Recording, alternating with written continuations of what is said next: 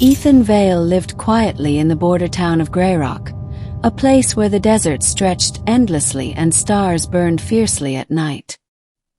He worked at the small library, fixing torn bindings, cataloging donations, and recommending books to the occasional visitor. To most who passed through, Ethan was polite, reserved, and unremarkable. His neighbors described him as a man who spoke little, but whose eyes sometimes seemed to be looking far beyond the horizon. Greyrock's people liked him well enough, but they never asked questions. He was just the quiet man at the edge of town. But one evening, under a blood-red sunset, a stranger arrived. She wasn't dressed like anyone in Greyrock. Her clothes shimmered faintly, like they were woven from threads of liquid light. Her features were sharp, otherworldly, with eyes that caught the last glimmer of the dying sun and held it like a secret flame. She entered the library just before closing. Ethan looked up, startled, because though he had never seen her face before, recognition slammed into him like an echo from a forgotten life. "Arinya," he whispered before he could stop himself. The woman's lips curved faintly. "So you do remember." The past he buried. For years Ethan had buried who he truly was. Once long ago he was not Ethan Vale, mild librarian. He was Commander Cale Dayran of the Stellar Vanguard, a soldier forged in the wars of the Orion Arm. He had led fleets through firestorms of plasma, had broken sieges, had faced down warlords whose names shook entire sectors. But the final war had cost him more than comrades. It had cost him his faith in himself. He carried the weight of decisions, cities sacrificed, ships lost under his command, lives burned away because he had chosen the lesser of two evils. When the war ended, Cale Dayran vanished.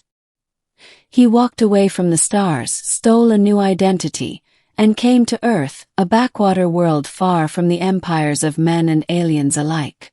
Here he became Ethan. Here, no one looked at him like he was a legend or a monster. Until Arinya, the alien visitor. Arinya lingered between shelves as if the rows of books were trees in a forgotten forest.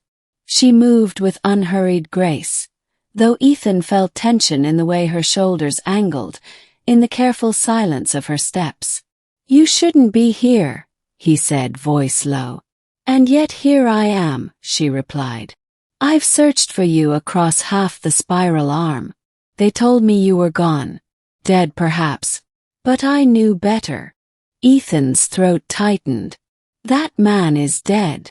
Arinya's gaze softened, but her words cut sharp. "The galaxy does not believe so. Neither do your enemies. And neither do I." He wanted to turn away, to pretend none of this was happening. But the memories her presence stirred were too vivid. The glow of battlefields, the hum of his command ship, her voice through the calm years ago when she had been his ally and confidant. "You're risking much coming here," he said. "I risk more by not," she answered. "Cale, the vanguard is shattered. The ascendancy rises again in the outer systems. They know you live and they will hunt you. Unless," her eyes locked onto his, "unless you choose to lead once more." The town notices. Over the following days, Greyrock noticed the stranger. She walked the streets at night, studying the stars as though she understood them in ways no one else could. Children whispered that she glowed faintly when the moonlight touched her. The old mechanic swore her voice had an accent he couldn't place. People asked Ethan if she was a relative or a visitor. He only smiled faintly and said she was a traveler passing through. That seemed enough for them. But Arinya stayed, and the quiet of Ethan's life began to unravel. One evening, sitting by the cracked fountain in the town square, she said softly, "You think hiding here will keep you safe? It won't. They've already tracked me to this world. They will come for you." Ethan clenched his fists. "I'm not Cale Dayran anymore. I don't want that life. Arinya leaned closer. You may not want it, but the galaxy does not ask what we want. It demands what we can give. First sign. The proof of her warning arrived under starlight. A meteor streak split the sky one night, blazing bright and descending too slowly to be natural. Ethan knew the pattern of controlled entry, the signature of starship thrusters. He stood outside the library, watching it vanish behind the desert ridges.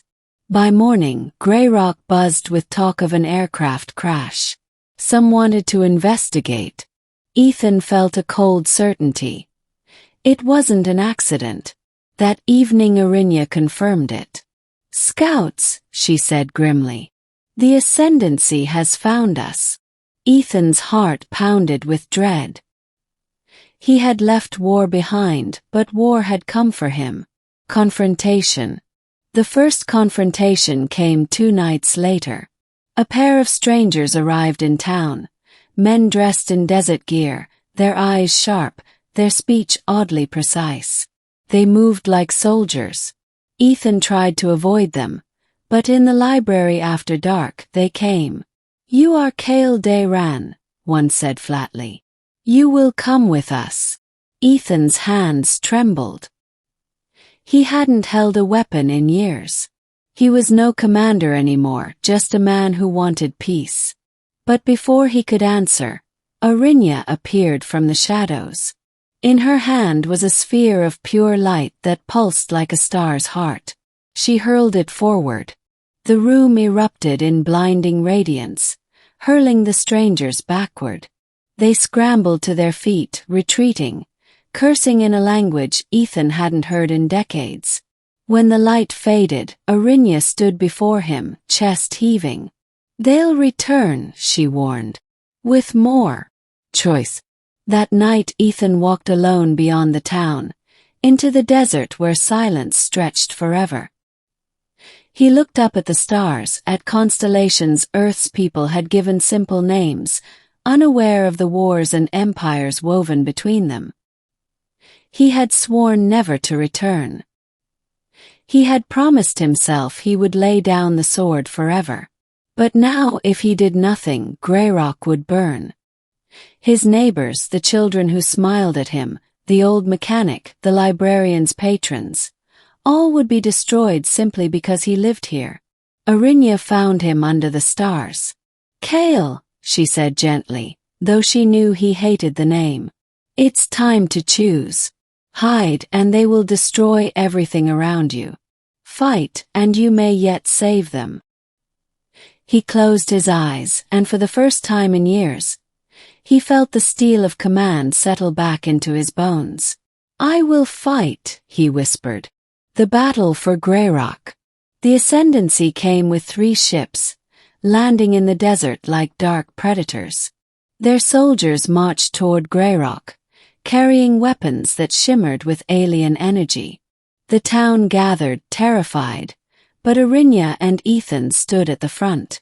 Arinya revealed more of her true self then, armor unfolding from her garments, eyes blazing like twin suns. Ethan felt the years fall away as he took the rifle she had brought for him, a weapon he once knew like an old friend. The battle was swift but fierce. Energy bolts lit the night, searing through dust and stone. Ethan moved with deadly precision, instincts returning as though no time had passed. He directed townsfolk to cover, shielded them, and struck back with the efficiency of a man born for command. Beside him, Arinya was a whirlwind of alien grace, wielding light itself as a weapon. Together they pushed the enemy back, until at last the invaders fled to their ships, engines roaring as they tore skyward. Greyrock was safe for now.